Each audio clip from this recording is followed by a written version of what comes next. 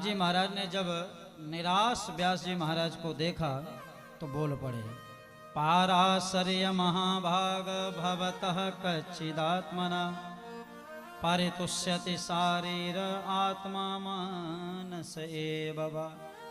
नारद जी ने कहा, हे पराशर नंदन व्यास जी, क्या बात है, आपका शरीर आत्मा और मानस आत्मा सब ठीक तो है ना?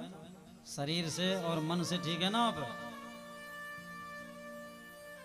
अरे हम तो ये जानते हैं कि आपने धर्म अर्थ काम मोक्ष को देने वाले महाभारत जैसे दिव्य ग्रंथों की रचना किया है, फिर भी आप दुखी क्यों हैं? क्या बात है, क्या समस्या है? व्यास जी महाराज हाथ जोड़ के बोले, महाराज यही तो मैं जान नहीं पा रहा, अब आप आ गए हो, अब आप ही बताओ मेरे अंदर कमी क्या है। आपने जो कहा कि मैंने बहुत कुछ किया, इसमें कोई गलत बात नहीं है, एकदम सत्य है। अस्तेव में सर्वमिदं पयोक्तम तथापि नात्मा परितुष्यते में। मैंने सब कुछ किया लेकिन फिर भी मेरी आत्मा, मेरा मन अभी प्रसन्न नहीं है। अब आप ही बताओ मेरे अंदर कमी क्या है? नारद जी हंसने लगे। नारद जी ने कहा, व्यास जी अगर आंख फूटी होती तो बता देता कि भाई जाके ऑपरेशन करा लीजिए, हाथ पैर टूटे होते तो बता देता जाके मलहम पट्टी करा लीजिए। अब आप अंदर से क्या दुख है, अंदर से क्या कमी है, ये मैं अंदर घुसा थोड़ी हूं। तो व्यास जी ने जानते हो क्या कहा? व्यास जी ने कहा, सवै भवान वेद समस्त गुह्यम। हे नारद जी आप सब जानते हो, क्यों? उपासितो यत् पुरुषः पुराणः, क्योंकि आप पुराण पर ब्रह्म परमात्मा भगवान नारायण के उपासक हो, इसलिए आप सब जानते हो, अंदर की भी बाहर की भी। नारद जी ने कहा, वो कैसे? व्यास जी ने कहा, ये बताइए, हवा अंदर भी है बाहर भी है, उसी प्रकार जैसे भगवान अंतर्यामी रूप से अंदर रहते हैं और कण कण में बाहर भी हैं, तो भगवान के भक्त भी भगवान से लेस मात्र कम नहीं होते। जैसे भगवान कण कण में रहते हैं और अंतर्यामी के रूप में अंदर भी रहते हैं, वैसे भगवान के भक्त भी कण कण में रहते हैं और सबके हृदय में की भी जानते हैं, सबके अंदर भी बैठे रहते हैं। इसलिए आप ब्रह्मा जी के पुत्र हैं, आप हमारे अंदर भी जानते हो बाहर भी जानते हो। जल्दी बताओ हमारे अंदर कमी क्या है? मैं आपका छात्र हूं, आपका शिष्य हूं, मेरा उद्धार करो। कितनी अद्भुत बात है।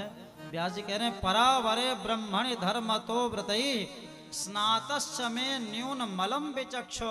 मैं आपका स्नातक हूं, मैं आपका छात्र हूं, मैं आपका विद्यार्थी हूं, मुझे आप शिक्षा दीजिए, मुझे बताइए मेरे अंदर क्या कमी।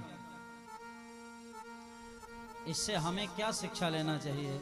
देखिए, कथा केवल सुनना ही नहीं है, कथाओं से हमारे जीवन में मानव जीवन को जीने की क्या कला, जीवन जीने की शैली हमें कहाँ से मिलेगी? तो वो भागवत से मिलेगी।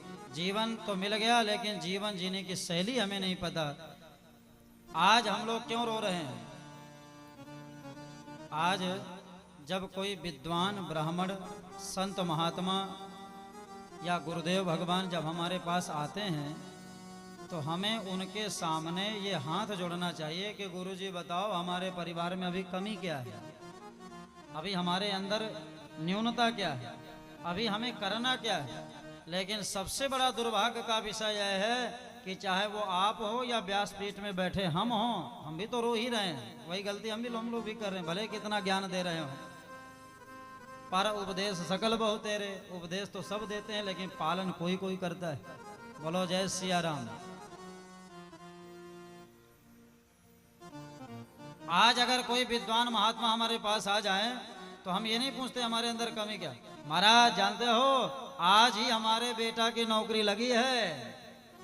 अरे महात्मा जी पता है अभी अभी हमारी लॉटरी लग गई। अरे महाराज आपको पता नहीं क्या, हमारा बेटा आईएएस बन गया। अरे महाराज क्या बताएं, अभी अभी हमने 10 बीघा जमीन खरीद लिया है। तो ये बताओ, जब हम अपनी प्रशंसा गाएंगे संत महात्माओं के सामने तो क्या कभी वो संत महात्मा हमारे दुख को मिटा पाएंगे? सबसे बड़ी गलती अपने पैर में कुल्हाड़ी हम लोग यही मारते हैं कि बड़े बड़े संत महात्मा विद्वान जब आते हैं तो उनके सामने प्रशंसा गाने लगते हैं अपनी खुद की। इसलिए ये व्यास जी की शिक्षा कथा हमें शिक्षा दे रही है। व्यास जी महाराज इतने बड़े विद्वान, साक्षात भगवान के अंशावतार, ज्ञानावतार, लेकिन फिर भी कह रहे हैं मैं आपका छात्र हूँ, मैं आपका विद्यार्थी हूँ, मैं आपका शिष्य हूँ, मुझे बताओ मेरे अंदर कमी क्या है। क्या व्यास जी ये नहीं कह सकते थे मैंने ये किया, मैंने वो किया, अरे आपको पता नहीं क्या। इसलिए जब कभी संत महात्मा हमारे पास आवे तो हमें प्रयास करना चाहिए कि हमें अपनी प्रशंसा ना गा करके उनके सामने हाथ जोड़ना चाहिए। हे गुरुदेव भगवान, हे संत महात्माओं, हे ब्राह्मणों, अब बताओ हमारे परिवार में क्या कोई कमी है क्या, हमें क्या करना चाहिए, है ना बात जोरदार।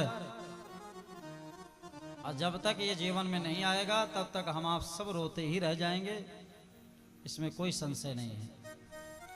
तब नारद जी ने